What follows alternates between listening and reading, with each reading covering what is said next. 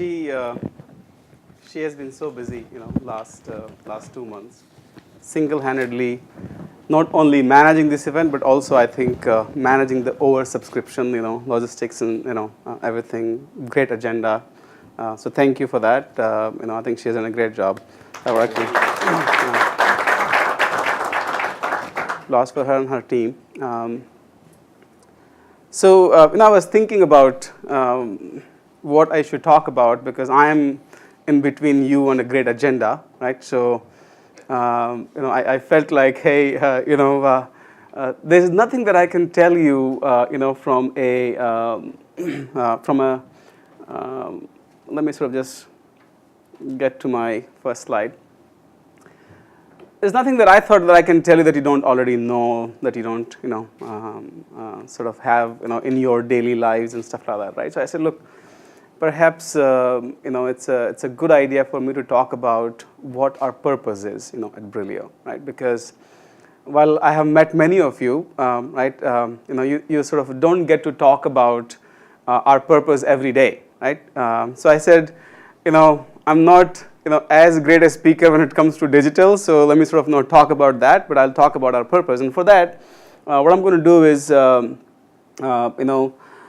of take you sort of through a bit of an imagine process. Again, nothing big, but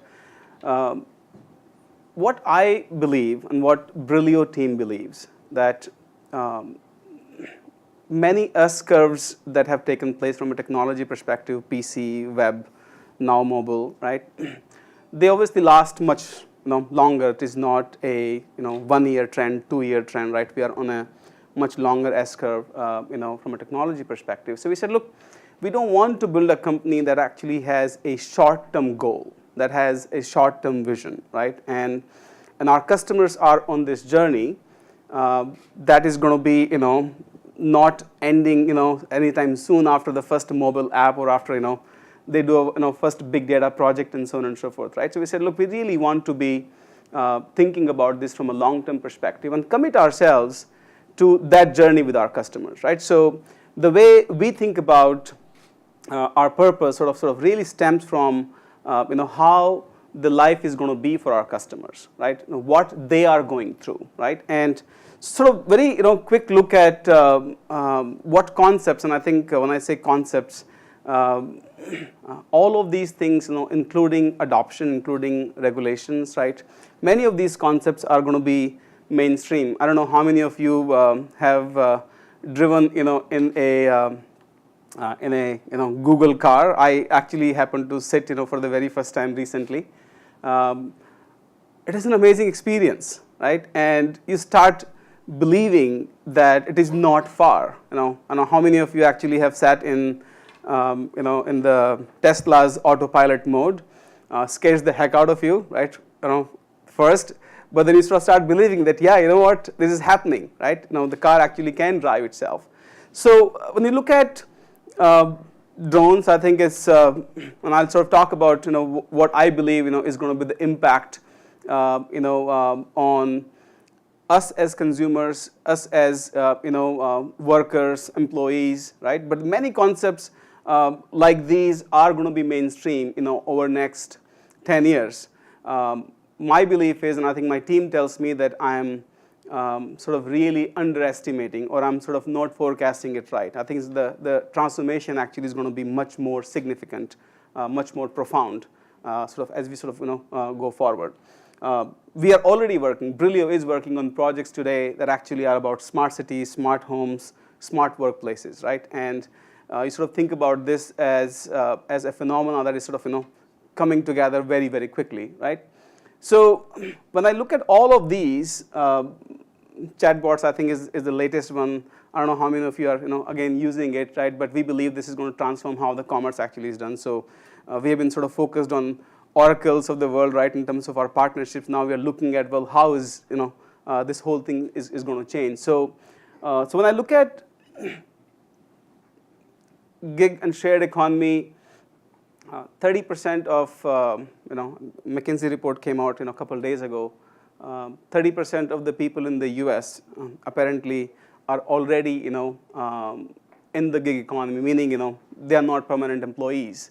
Now, if you sort of think about this, it does change a lot of things in an enterprise, right? How do you employ, how do you recruit, and how do you sort of, even train people, right? And therefore, it sort of requires different kind of thinking, in terms of, how you sort of think about training your people or getting things done, I guess, right? So I think all of this, our belief is that it changes few things, and I think I'm going to get to a point where what does it mean for an enterprise, right? And because us as people, as consumers, I think are looking at many of these things very differently. Physical to virtual world interface will change. What does it do? It sort of requires you to now have applications, that we develop. We are already working on many of these issues where you start thinking about different way of driving applications, that we work on. Language barriers, will go away. Collaboration in commerce will change. We think about commute with Hyperloop, self-driving cars. This changes, a lot of stuff that we do. And so I think I'll come to the point where, I don't know, this is really very cool. So how many of you guys here actually use a artificial intelligent personal assistant? Using it? So you like it? Yeah? So I started using X.AI, and for the very first time, I could not, even say that, yeah, it is not here, right? I was showing, emails that this artificial intelligent, assistant actually has written. It is amazing, right? No constraint. You can send the email at midnight and expect an answer right away, right? What is going on with your calendar? Schedule this, schedule that, right? It's just amazing that, how this thing actually has come to life. And I believe that many of these issues, will happen because it sort of makes life much more easier for us, right? In the personal life, I think we are having this conversation, I think earlier this morning as well, with some people, that so far we are all, personally speaking, right, we all have been sort of worried about the identity theft, right? We don't think about the cyber security issue outside the enterprise, right? And when I sort of start looking at the systems integration, inside our homes, how profound that actually is going to be, right? And what are we going to be worried about, in terms of physical security of our homes versus the virtual security, of our personal data, I think it is going to change, right? Even now you can sort of start thinking about the impact, these issues will have, right? So of course, we are going to be much better informed, much better served.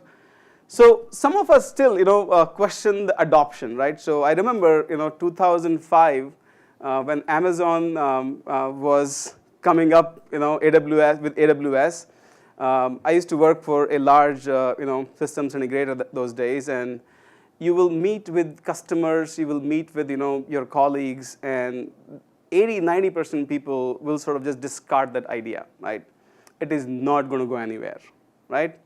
And it was sort of a difficulty with which you will say, yeah, but we should still sort of have some way of interacting with these new ideas, right?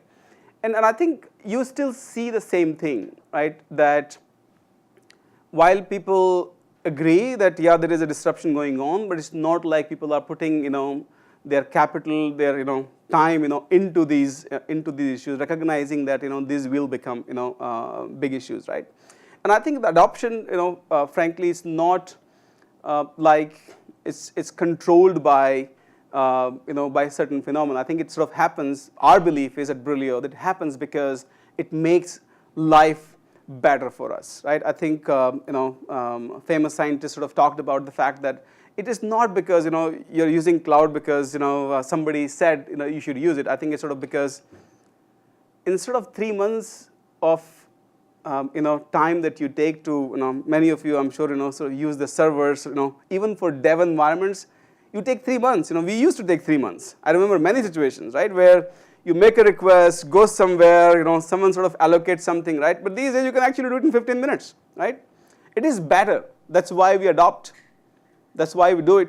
Mobile is better, right? I think we are using, I talked about AI. Why would I use a artificial intelligent assistant Now my assistant is here, and there are many things that she is great at, right? But when it comes to a guy like me, who is sort of seeking response and answers, middle of the night, 1 a.m., 2 a.m., I'm in London, tomorrow I'm in India, right? I need that instant response, right? So I think this is why we adopt, right? It becomes better. So the people who are doing these things today, they have to sort of move on to maybe more value-added things or different kind of things, right? But the fact is that we adopt because of this. So our belief is that adoption of these technologies or these concepts that we talk about is going to be higher because they make things better for us as consumers, right? And therefore, what does an enterprise need to do to serve all stakeholders better, right? I think so. This is where I think I'm now sort of diving into what and where Brillio sort of comes to life, right? So when you look at this, be technology first business. Sort of think about systems of engagement, systems of innovation, systems of record. I think all of that is changing. Every single one of you, where we sort of work, everything is changing in terms of what you want to focus on, right? I think everybody recognizes that, right? We are working on, I think mobile sort of came, several years ago. But when you sort of think about the requirement for the enterprise to sort of change, I think is very well recognized, right? So this is where we sort of think about this as a big opportunity now. Of course, you see digital board members. We work with Russell Reynolds. I'm sure all of you have heard about them. I was talking to their head of digital recently, and just chatting about what's going on in the industry, right? So 14,000 companies, when you look at how many of them actually now have the digital board member. Now some of them are doing it because the investors want it, and they want to sort of see that there is a focus around that and so on and so forth. But I think there are some CEOs and and investors who are sort of really interested in changing how the companies actually react to this new reality, right? That's happening. You'll see about, I think the number that I got from them was about 26% at this point in time have announced that there is a digital board member. There's someone new, that they have brought into the board who actually allows them to now think about these issues differently, right? Big step, right? You see chief digital officer as a role. I think all of the management consulting companies, all the scholars, I think have been professing this, that you got to have a chief digital officer. I think many of the companies already have that, right? But these are the reactions that you see that the enterprise is sort of getting into about how do you respond to this transformation that we all sort of face, right? And when you sort of look at this, right, you sort of start thinking about what is missing, right? What is going on? And our belief is the speed and the agility is the problem, right? Everybody understands it, that it must be done. Everybody sort of thinks about this in a very profound way, but it is the ability to move forward faster, right? I think that sort of comes in the way, and I think from our perspective, the price can be very, very high for being slow, right? And this is the best example that I take these days. Is we're in the Silicon Valley, so we should talk about that, right? Search is Google's sort of stronghold, right? Dominance, okay? But with Amazon coming up with Echo, they actually put Google on defensive. So think about this. Now the search actually moved to Echo, right? So in the morning, you wake up and hey, what's the time? What's the traffic? What's going on with this thing, that thing? You start asking Alexa. And I don't know how many of you use Alexa, Echo of Amazon, but it actually does put a pressure on a company like Google that actually is perhaps one of the most resourceful companies, right? Cash beyond their ability to count it, right? And so frankly, there's a significant amount of talent that they have. But even that, does not allow them to be very, very fast, right? When you look at a company like Honeywell and Ingersoll Rand, I used to work with some of these customers in the past, right? So think about 2010, okay, and you're sort of talking to these companies, and they're thinking about the home automation, right? And the approach was very incremental, right? That okay, so let me sort of talk to Verizon and let me see if I can have a sensor, that actually is going to work like this or like that, right? But nobody is thinking how the home automation actually is going to change. Now, it's not that, they don't have the resources to do it. It just takes a lot to move things, forward faster, right? So I think it's a significant amount of price that they pay, because that's how you see now a Nest coming in. That's how you see, Apple coming into, simple things like, home automation, right? So I think there is a big price. And of course, Silicon Valley is attacking the core businesses, right? So they are into retail, they are into taxi business, they are into this. I mean, you sort of start thinking that the guys who used to invest in software now are investing in the core businesses, right? So you obviously will get a significant amount of competition like that as well, right? So we're saying, look, so what's killing the speed? What's wrong? I mean, with all these companies, Fortune 1000 companies, right? Significant amount of resources, no lack of intent, right? Everything they know, right? Very smart people at the top of these companies, great boards, great people, right? Why does it not happen, right? And I think our belief is, I don't know if you guys can see it here, but first is ability to invest, right?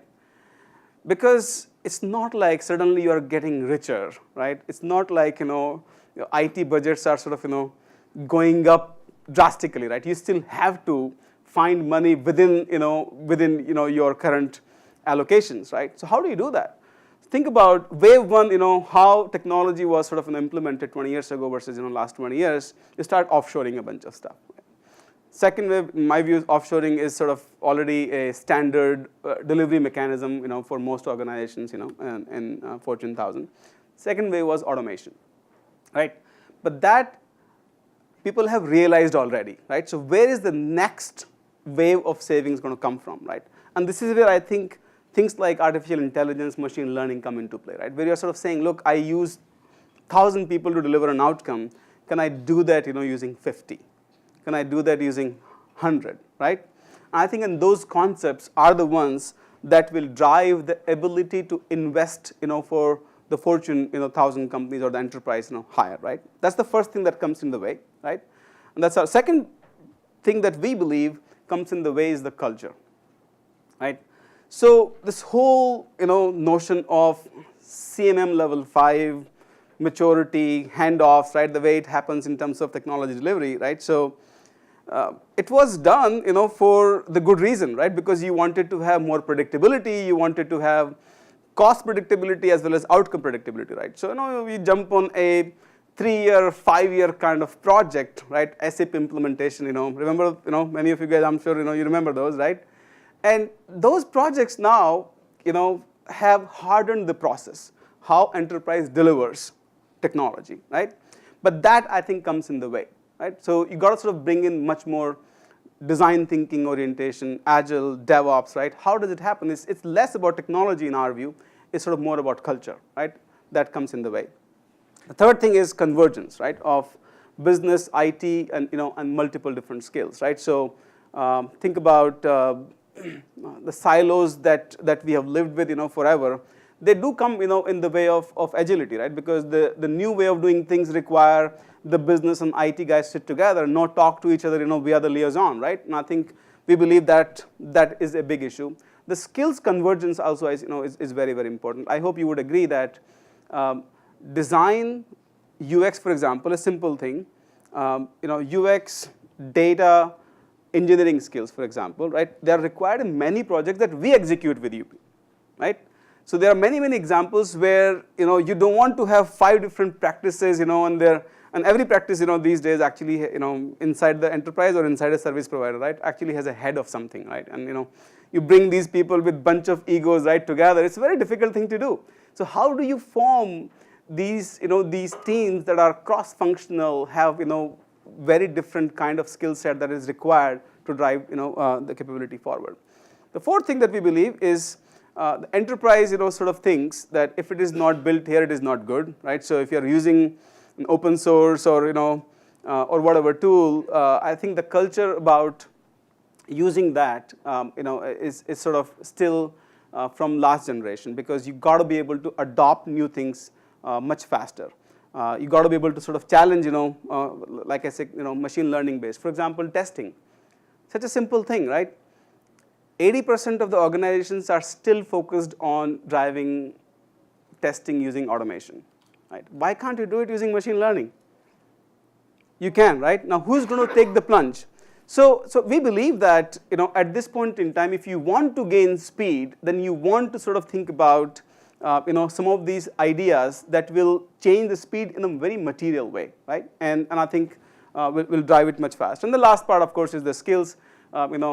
Skills, are not readily available, so therefore, these issues, obviously come in, right? So we believe these 5 issues are the ones that, at this point in time, are not sort of allowing our customers to get the right speed, to react to, to sort of move forward faster, in sort of taking the digital leadership, right? And, and this is the purpose for Brillio, focused on improving speed. We believe that using the new know-how to help our customers compete better is our purpose, right?